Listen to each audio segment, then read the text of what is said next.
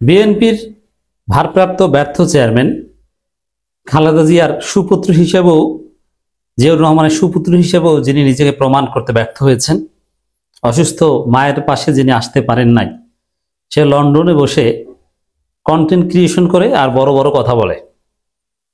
তারেক রহমান বলেছেন ৭১-এ জামাত ইসলামী কি করেছিল তা মনে রাখতে হবে, এই আহ্বান জানিয়েছেন। তো জামাতের বিরুদ্ধে এত বড় আহ্বান তারেক রহমানের, তা আমরা একটু পাল্টা আহ্বান জানাই। দর্শক, প্রথমে বলবো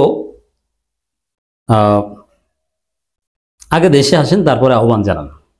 মায়ের পাশে আসেন। আপনি মায়ের প্রতি দায়িত্ব পালন করতে পারেন না, আপনি কিসের নেতা? আপনি তো ধরা এই জায়গায় খেয়েছেন। আর দ্বিতীয় কথা, যে ৭১-এ জামাত ইসলামী কি করেছিল তা মনে রাখতে হবে। তা ৭১-এর আরো পরে যেটা ঘটেছে, রিসেন্ট পাস্ট, সেটা একটু মনে রাখতে বলি, স্মরণ করিয়ে দিই। তারেক রহমান যে খাম্বা তারেক বলা হয়, শুধু খাম্বা বসিয়ে বিদ্যুতের মূল তারের টাকা পয়সা আপনি খেয়ে দিয়েছেন, সেটাও জনগণ মনে রাখবে। ওকে, বাংলাদেশের সব জায়গা থেকে, পাবলিক টয়লেট থেকে শুরু করে মেগা প্রজেক্ট থেকে যে আপনি 10% খাইতেন, ওই 10%-এর কথা জনগণ মনে রাখবে। আমরা সেই আহ্বান জানাই।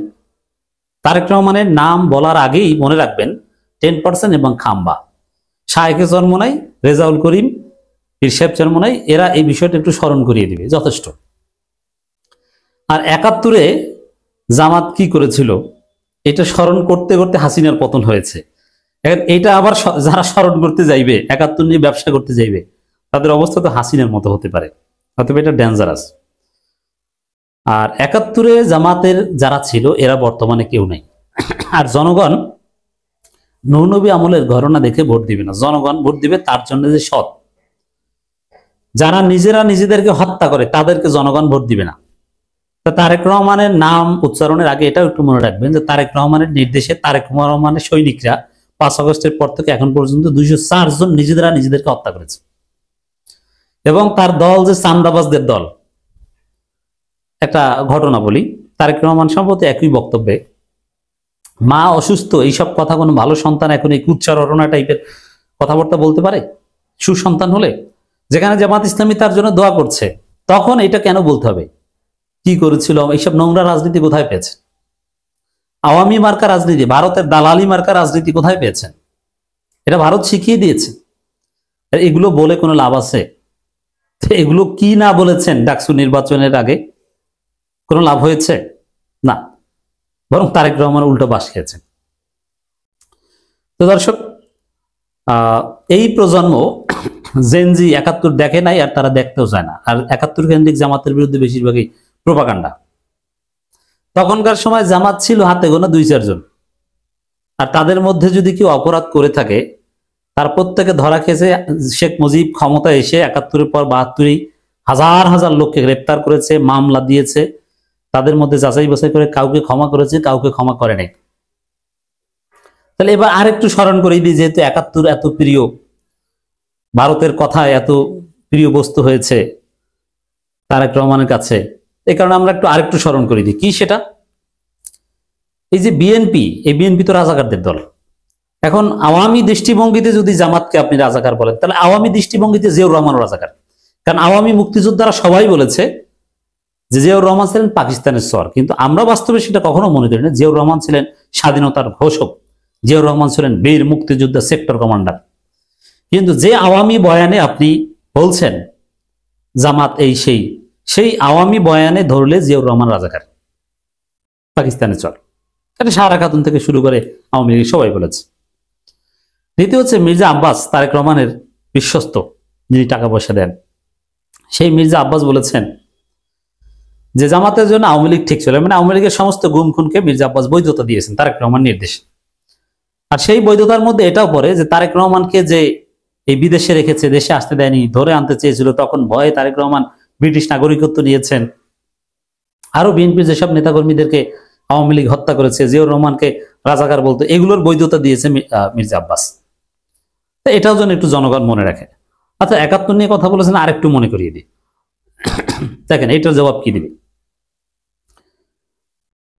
বিএনপির মূল প্রতিষ্ঠাতার মধ্যে একটা বড় অংশ ছিল প্রতিষ্ঠিত সাজাপ্রাপ্ত জেল খাটা রাজাকার, যেটা জামাতের কেউ ছিল না।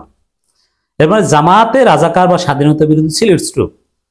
কিন্তু যদি বলা হয় যে কে বেশি স্বাধীনতা বিরোধী, কোন দলে বেশি স্বাধীনতা বিরোধী, উত্তর হচ্ছে বিএনপি আরো বেশি রাজাকারের দল, আরো বড় রাজাকারদের দল, এবং বেশি স্বাধীনতা বিরোধী এবং বড় রাজাকারেরা বিএনপিতেই ছিল। যেমন আপনি সর্বশেষ আওয়ামী লীগ আমলের রাজাকারের তালিকাও দেখেছেন যে জামাতে রাজাকার ছিল 37 জন বা অল্প কিছু, আর বিএনপিতে হাজার হাজার রাজাকার। সালাউদ্দিন কাদের চৌধুরী কি ছিলেন, কি তারেক রহমান সাহেব, একটু মনে রাখবেন। তারপরে শাহ আজিজুর রহমান, বিএনপি যাকে প্রধানমন্ত্রী বানিয়েছিল এবং বিএনপির অন্যতম প্রতিষ্ঠাতা, তিনি কে ছিলেন, যিনি জেল খাটা সাজাপ্রাপ্ত রাজাকার। এরকম জেল খাটা সাজাপ্রাপ্ত কোন রাজাকার জামাত ইসলামীতে আপনি একজনও দেখাতে পারবেন না, সে 73 সালও আপনি দেখাতে পারবেন না। আর বিএনপিতে জেল খাটা সাজাপ্রাপ্ত রাজাকার। এবং বিএনপির মহাসচিব আজকে যিনি, তিনি একজন জেল খাটা সাজাপ্রাপ্ত রাজাকারের পুত্র। আমির খসরু মাহমুদ চৌধুরী, তিনিও একজন রাজাকারের পুত্র। বিএনপি তো রাজাকারময় দল, স্বাধীনতা বিরোধীময় দল, এটাও জনগণ মনে রাখবে। শুধু জামাতেরটা মনে রাখবে না, এরপরে আরেকটু আসেন যেটা জনগণ মনে রাখবে, সেটা হচ্ছে এই জামাত 71-এ কি করেছিল, এটা তারেক রহমান এত জানেন, জেনে কেন বলেছিলেন শিবির আর ছাত্রদল এক মায়ের পেটের দুই ভাই। কেন তারেক রহমান জামাতের এত ঘনিষ্ঠ ছিল, কেন তারেক রহমান নিজে দুইজন রাজাকার মতিউর রহমান নিজামী এবং আলী হাসান মুজাহিদকে মন্ত্রী বানিয়েছিল, খালেদা জিয়া নিজে কেন বানিয়েছিল, এবং তারেক রহমানের সমর্থন কেন করেছিল। এজন্য নাকে খত দিয়ে ক্ষমা চাইতে হবে। তার আগে তারেক রহমানের কোনো অধিকার নাই জামাত 71 সালে কি বলেছিল এটা স্মরণ করিয়ে দেয়। এই বিষয়ে কোনো কথা বলার অধিকার তারেক রহমানের নাই। কথা বলতে হলে আগে শাহজিজকে, আব্দুর রহমান বিশ্বাসকে, জাদু মিয়াকে, সালাউদ্দিন কাদের চৌধুরীদের এবং রাজাকার পুত্র যারা আছে, মির্জা আব্বাস না, মির্জা রুহুল আমিন পুত্র, মির্জা ফখরুল ইসলাম আলমগীর, আমির খসরু মাহমুদ চৌধুরী, হোম্মম কাদের চৌধুরীদের আগে বহিষ্কার করতে হবে এবং লিখিতভাবে ক্ষমা চাইতে হবে যে রাজাকারদের মন্ত্রী বানিয়ে আমরা ভুল করেছিলাম। এই ক্ষমা চাওয়ার পর, এবং ক্ষমা বললে হবে না, পার্টির স্থায়ী কমিটির মিটিংয়ে ক্ষমা চেয়ে রেজলিউশন পাস করতে হবে। তারপরে তারা বলতে পারবে যে জামাত রাজাকার ছিল, আমরা ভালো। এবং বিএনপিতে এখনো যত রাজাকার আছে, রাজাকার পুত্র আছে, এবং যত স্বাধীনতা বিরোধী ছিল, তাদের নাম বিএনপির ইতিহাস থেকে মুছে দিতে হবে। তার আগে জামাত 1971 সালে কি করেছিল এটা বলার অধিকার আওয়ামী লীগের নাই, বিএনপির নাই, তারেক রহমানের নাই। এটা আওয়ামী লীগ বলতে পারে, কারণ মুক্তিযুদ্ধ হয়েছিল আওয়ামী লীগের নেতৃত্বে, এবং আওয়ামী লীগের রাজাকার থাকা এটা বিচ্ছিন্ন। বেসিক্যালি আওয়ামী লীগ হচ্ছে মুক্তিযোদ্ধাদের দল। মুক্তিযুদ্ধের সময় যে সরকারটা ছিল ওটা ছিল আওয়ামী লীগ সরকার, প্রবাসী সরকার ছিল আওয়ামী লীগ সরকার। শেখ মুজিবের নামে যুদ্ধ হয়েছে, এটা অস্বীকার করার কোনো সুযোগ নেই। কিন্তু তারেক রহমান কে? বিএনপি কি? বিএনপি প্রতিষ্ঠা হয়েছে মুক্তিযুদ্ধের অনেক পর রাজাকারদের মাধ্যমে। বিএনপিতে বেশিরভাগই ছিল রাজাকার, জিয়াউর রহমান একা ছিল মুক্তিযোদ্ধা। তারা যদি আজকে বলে 71-এ জামাত কি করেছিল, এই কথা বলার অধিকারই নাই। আশা করি জবাব হয়েছে।